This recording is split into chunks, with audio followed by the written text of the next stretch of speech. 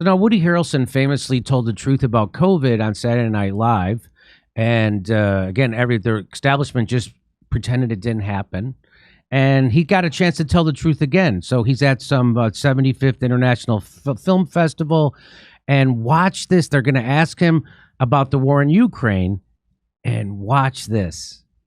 The kind of guy who just thinks it's abominable when a superpower with all this military might, with no provocation,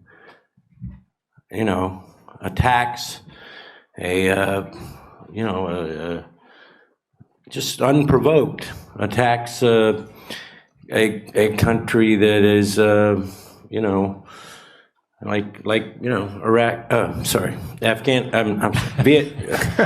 Korea, no, sorry, Ukraine. Terrible. Yeah, I lost my way there. Boy, he could have said Libya, Yemen, Somalia. There's a lot of things he could have said, but that was great. Yeah. That was fantastic.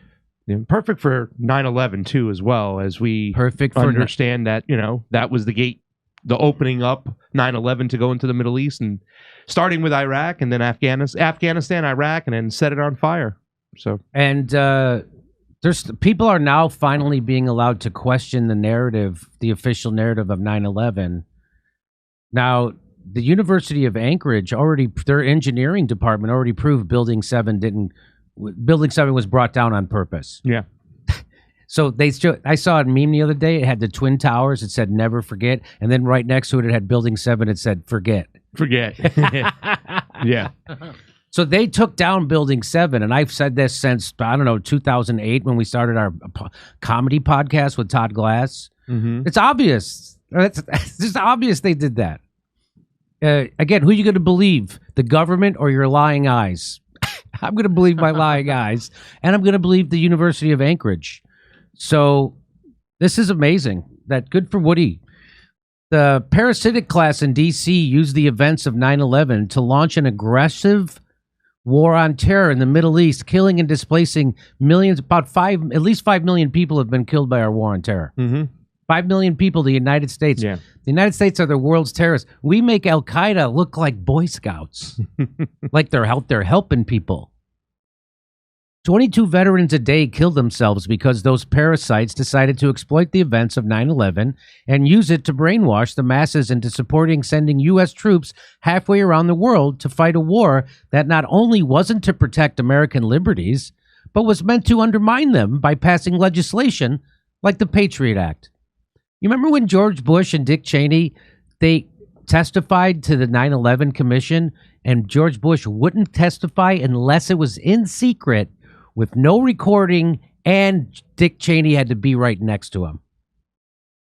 Gives you confidence in the story about 9/11, doesn't it? 9/11 proved to be a disaster for the American people in every way, but was certainly a boon for blood-soaked monsters of the military-industrial congressional complex. Don't let them grandstand and virtue signal today. Let them know that we know that what they did and that we've had enough. Well, I'm doing my best. I'm doing my part. Yeah. This is my part. Let you know that Building 7 was a hoax and proven by the university. I'm pretty sure it was the University of Anchorage. It was in Alaska. It was reported, by the way, on ABC local television in Alaska. It wasn't reported anywhere else, but it was reported on local ABC television in Alaska that the university, gosh darn, I hope it was the University of Anchorage. It was one of those universities. And all you got to do is look, and you know that a building that wasn't even hit by a plane all of a sudden falls to its own footprint. Yeah, it happens every day. It happens all the time. Yeah. And then luckily they found the passport of one of the hijackers. Isn't that nice? Yeah. There's a lot of stuff online today, discussing Pentagon, dancing Israelis, whatnot. I think the important thing to understand is that anytime we have a disaster like this or an event like this, there's a mechanism in play that goes in right behind it where the corporations go into those areas, absorb all those resources. The foreign policy of the United States goes right into play to make sure that they can get the military-industrial complex involved to then start a war, and then the money laundering starts, the pyramid scheme starts. And that's the important thing, I think. Like, I don't necessarily go over argue about what happened on 9/11 because there's always different theories, especially when it comes to the Pentagon and that building and stuff. I just know that same thing in Lahaina right now. Here comes that parasitic apparatus that comes in to just grab everything and usually force the indigenous people off their land and out of there. There it is. Wait, props to Woody. So it was the University of Alaska Fairbanks. I've played Fairbanks as a stand-up comedian many times because I have that good of an agent. And come on, I love Fairbanks. I went there for New Year's. It's fantastic. Minus 42 degrees below zero. Oh. It was minus 42 degrees. You know when it has to warm up 70 degrees just to freeze? That's cold. That's cold. Anyway, thanks to tip of the hat to Woody. Wouldn't it be great if there was a politician who was as honest as Woody Harrelson is and told big, huge truths like Woody Harrelson? There isn't, but thank God for Woody Harrelson. We got to rely on actors and Joe Rogan, podcasters. Isn't that something?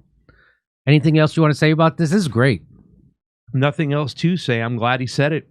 Yeah, I'm glad, and it was funny the way he did it. And it was really funny, creative. Did a little switcheroo. Yeah. Did a little curveball on you. You thought he was going to say this thing. He said that thing. Hey, come see us on tour. We're going to be in Tampa, Boca Raton, Orlando, Dallas, Houston, San Diego, Bloomington, Illinois, Indianapolis, and Levittown, New York. Wow, that's a lot of dates. See you there.